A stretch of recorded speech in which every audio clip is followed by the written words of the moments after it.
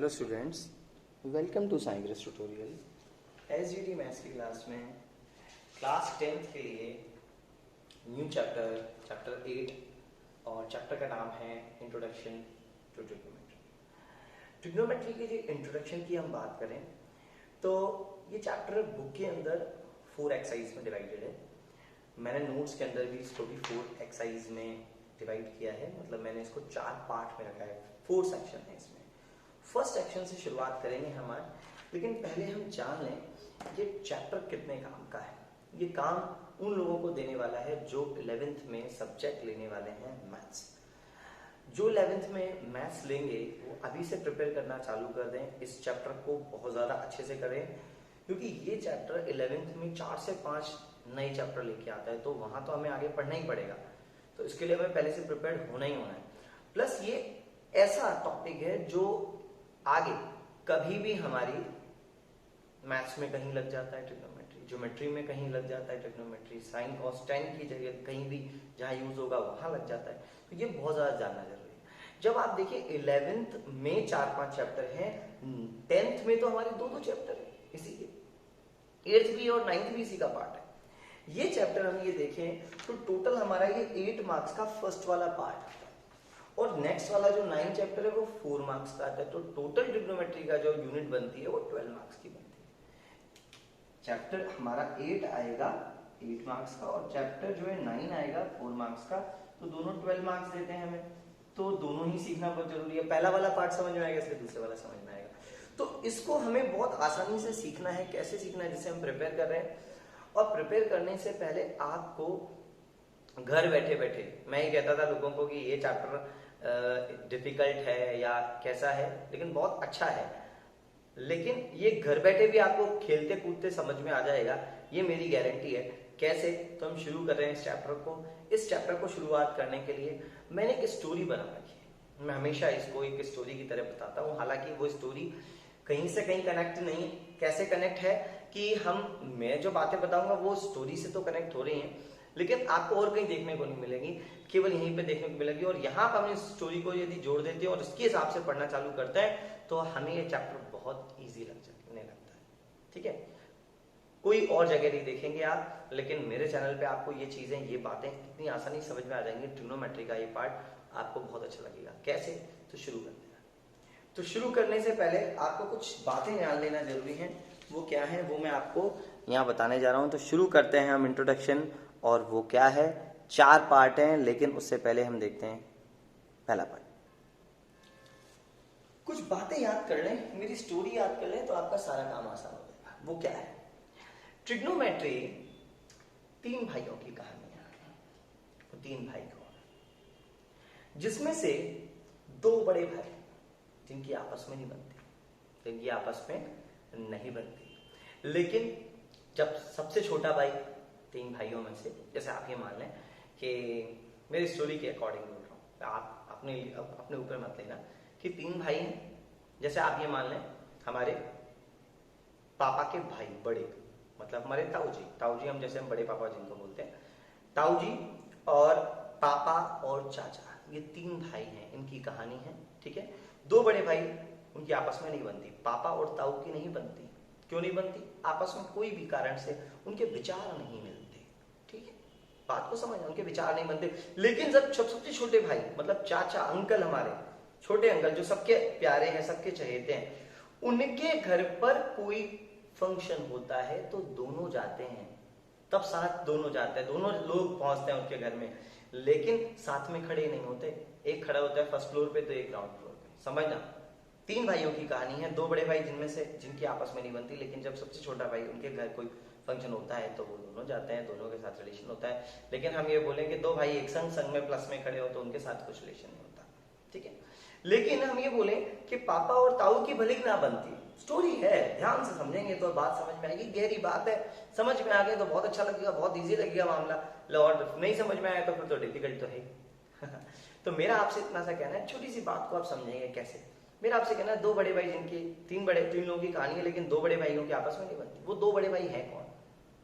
मैंने नाम रखा है उन 2 भाइयों का। एक का नाम है, सुनते जाना समझते जाना, एक का नाम है साइन, एक का नाम है कॉस। ठीक है, दो बड़े भाई जिनके आपस में नहीं बनती। अब ये साइन और कॉस है तो इनके आगे हमेशा एक हमें एंगल देना होता है, वो थीटा भी हो सकता है, ए भी हो सकता है। तो कोई पूछे ये क्या है, तो ये भैया इनके सरनेम, ये अपने अपने सरनेम के साथ आते हैं, और लास्ट में एक और जो सबसे छोटा भाई है वो है थीटा। समझना, साइन और कॉस की आपस में नहीं बनती। कैसे नहीं बनती वो बताऊंगा, समझ के चलोगे तो ध्यान से। साइन और कॉस की आपस में नहीं बनती, लेकिन टेन के घर आते हैं तो रिलेशन होता है, और साथ में खड़े नहीं होते, एक फर्स्ट फ्लोर पे, ग्राउंड फ्लोर पे, एक न्यूमरेटर में, एक डिनोमिनेटर में। बात को समझना, ये सब बातें लागू होंगी कहाँ, कैसे समझते चलना। मैंने बोला साइन और कॉस की नहीं बनती, चलो मान लो पापा की और ताऊ की नहीं बनती, लेकिन पापा के कोई फ्रेंड है खासम खास, कोई बात वो शायद हमारे अपने भाई को नहीं बताएं, लेकिन अपना कोई खासम खास, पापा के भी कोई दोस्त होंगे, वो बहुत ज्यादा खास होंगे, घर आना जाना होगा, सब कुछ होगा। पापा कोई अपनी भी घर की बात है, वो कोई तो अपने दोस्त को बताते हैं। ऐसे कोई, सबका कोई ना कोई बहुत ज्यादा खास दोस्त होता है, तो वो ऐसा दोस्त होगा जो उनकी गलतियों में भी उनके साथ होगा। समझ रहे हो मेरी बात को, मेरे कहने का मतलब क्या, उनके रेसिप्रोकल में भी उनके साथ होगा। तो मैंने आपसे कहा कि साइन और कॉस की आपस में नहीं बनती। ना बनने का मतलब ये कि इक्वल नहीं होते दोनों, समझना, दोनों के आपस में नहीं बनती का मतलब यहां पर ये कि दोनों के आपस में नहीं बनने का मतलब ये कि दोनों इक्वलाइज नहीं होते। लेकिन साइन किसके इक्वल हो जाता है, किस रूप में इक्वल हो जाता है, मैंने कहा साइन की कॉस से नहीं बनती। साइन थीटा कॉस थीटा की आपस में नहीं बन रही है, लेकिन जब वो टेन के घर आते हैं तो रिलेशन होता है। अब मेरी बात लागू हो रही है तो आप देखना, साइन की कॉस से नहीं बनती, लेकिन जिससे बनती है, इक्वल्स टू जिसके साथ लिखा जाता है रेसिप्रोकल में, उसका नाम है, इसका रेसिप्रोकल मैं आपको बता दूं, ये एक दूसरे के साथ को रिलेटेड हैं, वो है, उसका नाम है, एक नया नाम और आ गया कोसैक। ये नाम सबके पूरे नहीं होते, ये हम इनका शॉर्ट फॉर्म लिख रहे हैं, वो शॉर्ट फॉर्म का भी मैं पार्ट आपको बताऊंगा, इनको फुल फॉर्म में क्या कहा। अभी बारीक सी बातें हैं, थोड़ा थोड़ा धीरे धीरे समझेंगे तो सब समझ में आएगा, आपको बहुत मजा आएगा।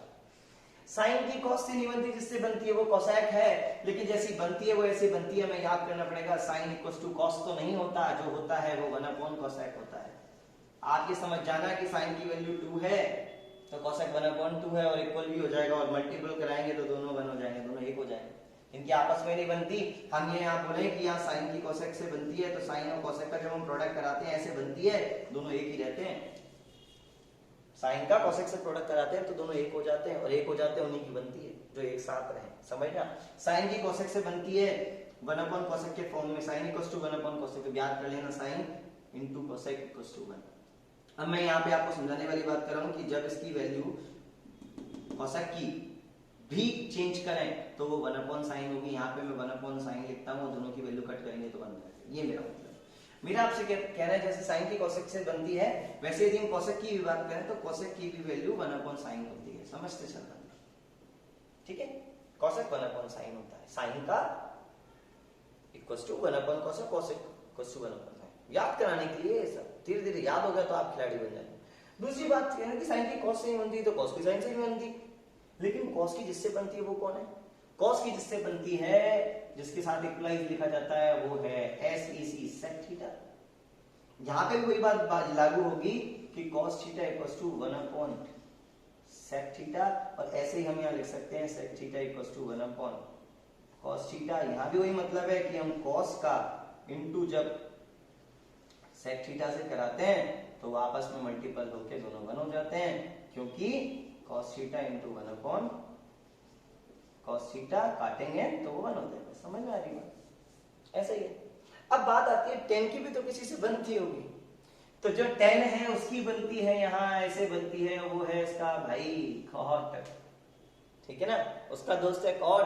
तो यहाँ भी हम कह सकते हैं tan को हम ऐसा कह सकते हैं 1/cot, और cot थीटा को इक्वल्स टू 1/tan। समझते चलना बातों को, रेसिप्रोकल है इनके, रेसिप्रोकल में इक्वल लिख रहे हैं, और जब tan का आपस में cot से प्रोडक्ट कराते हैं तो वो 1 हो जाता है। अभी मेरी स्टोरी का लास्ट वाला पार्ट अभी कंप्लीट नहीं हुआ है।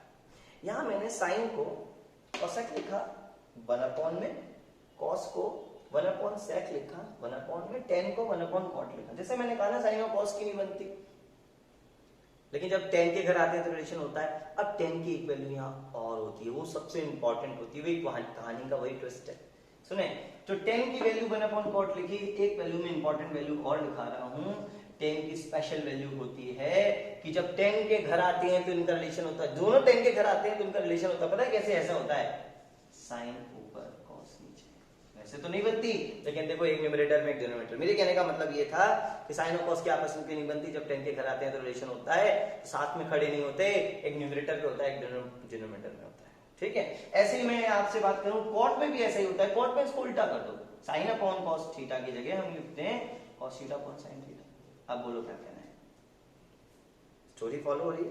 दोबारा सुनते जा रहे हैं, याद कर रहे हैं थोड़ा सा। sin cos tan, जैसे मैंने आपसे बोला 3 भाइयों की कहानी है, एक्चुअली में 3 नहीं है, टोटल 6 है। समझ में आ गया? एक sin थीटा है, cos थीटा है, tan थीटा है, इन दोनों की आपस में नहीं बनती, लेकिन tan के घर आते हैं तो रिलेशन ऐसे होता है sin अपॉन cos। अच्छा, sin की जिससे बनती है वो है cosec, 1 अपॉन cosec के फॉर्म में, sin into cosec 1 होता है। ऐसे ही cos का sec से बनाए तो cos equals to 1 upon sec, sec equals to 1 upon cos। याद कर लो, cos का sec से प्रोडक्ट कराते हैं तो वो 1 होता है, इन दोनों का भी प्रोडक्ट कराते हैं तो 1 होता है। ठीक है, tan की cot से बनती है तो 1 अपॉन cot, cot का 1 upon tan, tan into cot 1, और tan की स्पेशल वैल्यू की जब sin और cos जब tan के घर आते हैं तो sin अपॉन cos और cos अपॉन sin। ये तो फर्स्ट सेक्शन, फर्स्ट एक्सरसाइज के लिए हमें थोड़ी बातें जानना जरूरी है। अभी तक हमने ये देखा, लेकिन ये शुरुआत नहीं हुई, अभी तो हमने नाम सीखे हैं कि इनका रिलेशन कैसे बन रहा है, लेकिन हमने अभी तक ये नहीं देखा कि इन साइन और कॉस की वैल्यू क्या होती है। वो तो तब पता चलेगा, ये पता तो चले ट्रिग्नोमेट्री यूज कहाँ होती है। ट्रिग्नोमेट्री यूज होती है ओनली ऑन यहाँ पे right angle triangle. Right angle triangle में आप जिन जिन बातों को जानते हैं उसके सहारे से हमारी वैल्यू निकल जाएंगी सारी। अभी आप देखते जाना साथ साथ। मेरा आपसे कहना है राइट एंगल ट्राइंगल है, 90 डिग्री है, 90 डिग्री के सामने सबको पता है हाइपोटेनस होती है, और इसके सामने यहाँ पर थीटा होता है, और थीटा के सामने परपेंडिकुलर होता है, बचा कुचा बेस होता है। हमने यहाँ पे बोला कि मैंने ए बी सी एक राइट एंगल ट्राइंगल बनाया, मैं ए के सामने थीटा, अब यहाँ थीटा आ गया तो ए के सामने मैं इसको साइन थीटा ना लिखता तो ए भी लिख देता, इसको कॉस ए भी लिख सकता था, मैं टेन ए भी लिख सकता था, क्योंकि जो मैंने ट्राइंगल बनाया वो उस थीटा के सामने ए के सामने रखा है। ए के सामने रखने का मतलब है वो सी का एंगल कहलाएगा। ठीक है, सी रख देंगे तो सी का कहलाएगा। इसके भी बहुत मायने, इन बातों का भी ध्यान रखना पड़ेगा। तो इसका मतलब आगे आगे वीडियो में हर बात में आपको थोड़ा थोड़ा पार्ट आएगा नया नया, नहीं तो आपको एक साथ बता दी जाएगी सारी कहानी तो आप कंफ्यूज जाओगे। ठीक है, इसलिए हर बात में हर वीडियो में आपको कुछ ना कुछ नया नया नया नया बताया जाएगा जो आपको याद रखना पड़ेगा स्टोरी के लिए। चलिए ठीक है, तो साइन कॉस टेन की हम वैल्यू जान लेते हैं। हमने एक राइट एंगल ट्रायंगल बनाया एबीसी और परपेंडिकुलर बेस और हाइपोटेनस। अब आगे ध्यान रखना कि साइन की वैल्यू क्या होती है। हम साइन की वैल्यू याद करना सीख रहे हैं। साइन की वैल्यू हम यहाँ कहते हैं यदि परपेंडिकुलर के नीचे हाइपोटेनस है तो हम उसे साइन थीटा कहते हैं। बेस के नीचे हाइपोटेनस है तो वो कॉस थीटा कहते हैं। अब वो साइन और कॉस की ही नहीं बनती और इन्हीं के नीचे हाइपोटेनस आ रहा है। कैसे, मेरा आपसे कहना है, यहां आप समझना जरा।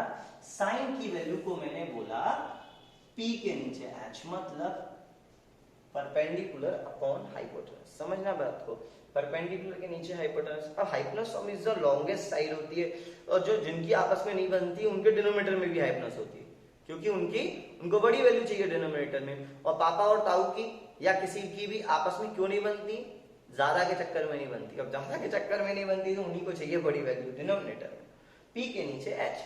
ठीक है, और कॉस P के नीचे बेस के नीचे हाइपोटेनस। ठीक है, और हम ये बोले टेन की बात करें तो वो होता है उसके नीचे H नहीं आता, उसमें ज्यादा का कुछ है ही नहीं, मतलब P के नीचे H नहीं आएगा या P के नीचे डिनोमिनेटर में P आएगा। अब हम इनकी भी वैल्यू निकालें तो इनको हम रेसिप्रोकल कर देंगे। तो रेसिप्रोकल है तो आपको बात समझ में आगे। कॉसेक की बात करूं तो मैं P बाई H को H बाई P कर देता हूं तो कॉसेक हो जाएगा। सेक की बात करूं तो समझ में आ रहा होगा, B अपॉन H को H अपॉन P कर दिया जाएगा तो वो सेक की वैल्यू हो जाएगी, और कॉट को हम B अपॉन P। ठीक है, इससे हमारा क्वेश्चन नंबर फर्स्ट जो है शुरुआती दौर में सॉल्व होना शुरू हो जाएगा। जिनको ये वाली बात साइन B अपॉन H होता है, cos B अपॉन H होता है, tan P अपॉन B होता है, cosec H अपॉन B होता है या H अपॉन B और B अपॉन P बना नहीं पाए तो उनके लिए एक छोटी सी ट्रिक होती है, उससे हम याद कर सकते हैं। तो एक नई चीज और आ रही है, इसके आप न्यूमरेटर को लिख लें और डिनोमिनेटर को लिख लें तो काम बन जाएगा। वो क्या है मैं आपको लिखना सिखा रहा हूं। आप ऐसा लिख सकते हैं कि भाई पी पंडित बद्री प्रसाद। मैंने जो लिखा है मैं दोबारा बोल रहा हूँ, ये लिखा है मैंने पी शॉर्टकट जानते हैं ना, मैसेज टाइपिंग करते हैं शॉर्टकट में बहुत कुछ कह देते हैं, वही है यहाँ पर पंडित बद्री प्रसाद। ये एक्चुअल में परपेंडिकुलर बेस परपेंडिकुलर लिखा है मैंने, है ना। फिर मैंने लिखा है पंडित बद्री प्रसाद हर हर हर भोले, ठीक है। सोना साइन के लिए, चांदी तोले। दोबारा सुने, पंडित बद्री प्रसाद हर हर भोले, सोना चांदी तोले। अब जब सोना चांदी तोले जब आप ऐसे और लगा दें, अब आपको दिखाई देगा क्लियर। साइन होता है, ये एक्चुअल पूरा नाम है साइन। साइन होता है तो P अपॉन H, है ना। कॉस होता है तो वो होता है B अपॉन H। टेन होता है तो B अपॉन B। इनके उल्टा लिखेंगे तो फिर वो कॉसेक हो जाएगा H अपॉन B। तो ये आप ट्रिक बना लें साइड में और आपका काम होता नजर आ जाएगा। कैसे, बात समझ आई। पंडित बद्री प्रसाद हर हर भोले, सोना चांदी तोले। आ गया। अब ऐसे साइड में खटाक से लिख दो, ट्रायंगल बना दो, सॉल्व हो जाएगा। जैसे हमें एक एग्जांपल लेते हैं, मान लें हमारे पास परपेंडिकुलर है 3 और बेस है 4, ठीक है। आपको एक रेशियो दिया जाए जिसमें कहा जाए tan थीटा या tan a 3/4 है और आपसे कहा जाए ऑल ट्रिग्नोमेट्री वैल्यूज निकालो, या कहा जाए कि आपसे क्या साइन थीटा की वैल्यू या कॉस थीटा की वैल्यू निकालो, तो क्या करेंगे। और साइन थीटा कॉस थीटा में हमें h की जरूरत है और हाइपोटेनस हमारी बिना पाइथागोरस के निकलेगी नहीं। तो हम इसी को हम क्या करते हैं, इसको सॉल्व करने के लिए एक ट्रायंगल बनाते हैं। इस तरह से ट्रायंगल बनाते हैं, वो भी राइट एंगल ट्रायंगल हमें बनाना पड़ेगा। समझना जरा, जब राइट एंगल ट्रायंगल बना लेंगे तो राइट एंगल ट्रायंगल में यहाँ मस्ट होता है 90 डिग्री, ठीक है। यहाँ पर आप a लिख दो तो थीटा बनाना पड़ेगा, ठीक है। और एक AC यहाँ भी कर दीजिए, कोई दिक्कत नहीं है। तो हमने यहाँ क्या किया, उन्होंने बोला है 3/4, तो यहाँ से हम देख लेंगे कि 10 क्या होता है। 10 हम यहाँ लिख देंगे, 10 छोटा सैंपल बता रहा हूँ, 10 होता है P/V, तो अब उसके बराबर ये भी 10 है, तो हम इक्वेट कर सकते हैं इन दोनों को, तो वो 3/4 इक्वल हो जाएगा। और ये रेशियोज गिवन होता है तो हम इक्वल टू में किसी को एक रेशियो में k लिख देते हैं। k एक डिस्टेंस कांस्टेंट है ना। यहाँ सेंटीमीटर नहीं दिया है, तो जब दिया जाएगा तो कोई दिक्कत नहीं है। तो हमने यहाँ पर p को लिखा 3k, मतलब परपेंडिकुलर को, बेस को हमने लिखा 4k, और ऐसा लिखने के बाद यहाँ पे हमने 3k 4k यहाँ पे रख दिया। k क्यों लिया है, क्योंकि एक डिस्टेंस कांस्टेंट है ना, यूनिट कांस्टेंट। 3-4k हो गया। अब हम यहाँ पर इसके अंदर पाइथागोरस लगाएंगे तो वो 5k आ जाएगा। कैसे हम पाइथागोरस भी मैं दिखा देता हूँ आप लोगों को। तो यहाँ लिखा हमने इन ट्राइंगल ABC में हमने यूज करी पाइथागोरस थ्योरम लगा देते हैं यार आसानी से। तो हाइपोटेनस तो हमें निकालनी है, ये 3k कर दीजिए और वो 4k कर दीजिए, ठीक है। हाइपोटेनस तो ये है ही हमारे पास। तो 3 का स्क्वायर और 4 का स्क्वायर जब हम निकालेंगे तो 3 का स्क्वायर और 4 का स्क्वायर निकालने पर हमें क्या मिलेगा, आप लोगों को उधर दिख नहीं रहा हो तो मैंने यहाँ लिख दिया है कि इधर 3 का स्क्वायर हमें 9k स्क्वायर देगा और 4 का 16k स्क्वायर देगा, तो टोटल ये 25k स्क्वायर हो जाएगा। और जब हम इसका स्क्वायर रूट लगाएंगे तो ये h = 5k। जब ये 5k आ गया तो हमारी जो वैल्यूज होंगी वो अब आने लग जाएंगी। अब उन्हें साइन चाहिए, तो साइन तो हमें पता है, साइन और कॉस दोनों चाहिए। जैसे एक की वैल्यू और दूसरी की वैल्यू दोनों निकालने हैं, तो हम साइन की वैल्यू निकालें तो हम साइन और कॉस दोनों की निकालेंगे। तो हम जब साइन की वैल्यू निकालेंगे तो अब हम इसी टेबल से देखेंगे ये क्या होता है, साइन तो P अपॉन H होता है, ठीक है। धीरे धीरे आपको याद हो जाएगी तो टेबल पे लिखने की जरूरत नहीं पड़ेगी। परपेंडिकुलर हमारा है भैया यहाँ से 3k, कोई दिक्कत नहीं है। और ये आ गया 5k, अब आप 5k से ये हटा दो तो लॉस 3/5। अब बड़ी वैल्यू नीचे होनी चाहिए, 3 4 5 में बड़ा कौन 5 है, तो बड़ा ही आना चाहिए। और कॉस जो होगा वो डायरेक्ट आप समझ में आ जाएगा आपको। जब हम कॉस निकालेंगे तो कॉस होगा हमारा, यहीं से देख लो B/H। तो बेस हमारा है 4k और वो है 5k, तो इसको हटा देंगे k से k, तो 4/5। तो ऐसे वैल्यूज आ जाती है, ऐसे हम किसी की वैल्यू निकाल सकते हैं। तो ऑल ट्रिग्नोमेट्री रेशियोज भी मांगे कभी तो आसानी से निकाल देना, कोई टेंशन नहीं है, क्योंकि 3/4 था, 5 आ गया हाइपोटेनस, ये 5 के आ गया है ना, इसको बना के लिख देते हो, कोई भी क्वेश्चन आसान है, आसानी से सॉल्व हो जाएगा। फर्स्ट एक्सरसाइज के पार्ट में ऐसा कुछ होता है, ये सैंपल है, बाकी तो मैं और वीडियोस आपको दे रहा हूँ सम्स के तो प्रैक्टिस के लिए, है ना। और ये लिस्ट है आज की, हमें ये रेडी तैयार करनी है, तो इसमें 20 सम्स है, 20 सम्स में से कुछ 100 और सम्स का मैं वीडियो आपको दे रहा हूँ, जिससे आप शुरुआत कर पाएंगे, तो आप अच्छे क्वेश्चंस मिलेंगे आपको। और 3/5 और 4/5 होगा, डिनोमीटर में 5 है, देखो साइन और कॉस की नहीं बनती क्योंकि डिनोमीटर में बड़ी वैल्यू होती है, ये भी खास होता है, ठीक है। अब आपको जैसे इसको इससे tan चेक करना है कि tan 3/4 ही है, तो हम पता है क्या करेंगे, देखो आपको मैंने जो बात स्टोरी सिखा में बात बताई है कि एक बात को देखना, आपको सब समझ में आ जाएगा कि tan के घर आते हैं तो रिलेशन होता है। tan की वैल्यू मैंने क्या बताई, sin अपॉन cos, तो sin की वैल्यू रख दो 3/5 और दूसरे के रख दो 4/5 और 5 से 5 काटोगे 3/4 बचेगा, तो वही तो आ गई वैल्यू, बात वही है। 3/5 4/5 डिनोमीटर में दोनों 5 आप कट करेंगे तो आसान हो जाएगा, ठीक है ना। तो इस तरह से जो है सॉल्व हो जाता है, इस तरह से आपको दिख जाएगा, ठीक है ना, तो कोई दिक्कत तो नहीं है। इस तरह से आप ट्राई करें, जो डाउट होगा वो मैं आपको बताऊंगा, ठीक है। तो और वीडियोस आएंगे आपके पास समझने के लिए। तो अभी तक आपने ये सीखा है, अभी मैं और समझ दूंगा, सैंपल बताया मैंने, क्वेश्चन बहुत है, चिंता ना करें। तो कहने का मेरा मतलब है कि 3 भाइयों की कहानी, साइन कॉस की आपस में नहीं बनती, लेकिन जिससे बनती है साइन की वो है कोसेक, 1/, में लिखते हैं जिसे हम साइन इक्वल्स टू, आप याद कर लें 1/, कोसेक, कॉस की वैल्यू है हमारी 1/sec और tan की 1/cot, लेकिन tan के घर आते हैं तो रिलेशन होता है sin अपॉन cos, ठीक है, समझ में आया। अच्छा, ऐसे ही हम उनके भी बात कर लें, कोसेक की हम बात करें तो वो होता है 1/cosec, और कोसेक की बात करें तो 1/sin, sec की बात करें 1/cos, और cot की 1/tan, और cot होता है cos अपॉन sin।